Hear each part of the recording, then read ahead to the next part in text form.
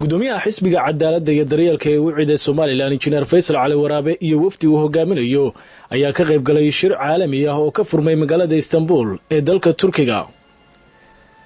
shirkaasi oo loo qabtay wadamada dhinaca dimuqraadiyadda iyo axsaabta badan ka horumaray ee loo yaqaan Socialist Democrats oo ay martigelisay dawladda Turkiga waxa ka qayb galay wufuud ka kala yimid wadamo ku kala yaala qaaradaha Yurub, Afrika, Asia iyo Amerika.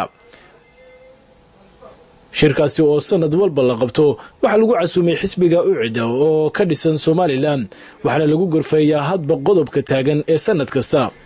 sanadkani ayaa waxa lagu faaqiday dibadbaxyadii bishii Juun ka dhacay dalka Turkiga, qalalaasaha ka taagan Syria, kobaca dhaqaalaha, shaqo abuurka iyo qorshayaasha horumarineed.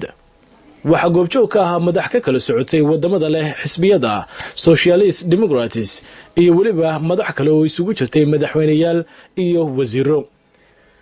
madaxda xisbiga u ciid ee Soomaaliland ka socotay oo horkacayo gudoomiyaha Faisal Cali Waraabe waxa lagu qaabilay hab maamuus sare, waxaana booska wafdiga lagu muujiyay magaca Soomaaliland iyadoo fadhiga ay daris ku haayeen ergada wadanka Koonfurta Suudaan ama South Sudan oo iyagu 2 sano iyo dheeraad aqoonsi caalami ah ka haystay beesha caalamka.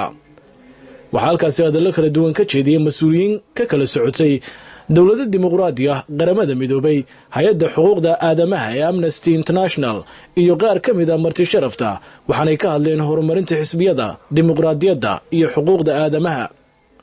Engineer Faisal Cali Waraabe ayaa waxa uu sheegay in nuxurka shirkani oo sanadkiiba 2 jeer la qabtaa uu yahay mid lagu gorfeeyo marba qodobka taagan, waxaana uu tibaaxay doorka ay ku lahaayeen shirkaasi.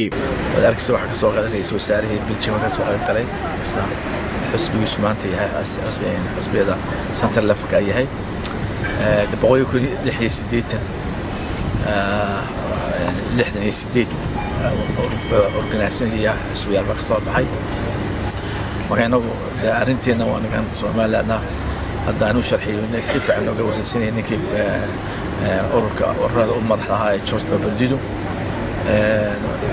galabta waxaan balansanahay African Bologa chairmankoodii taafay ku jira daayira qadiyada Soomaaliland oo sharxana insha Allah taala.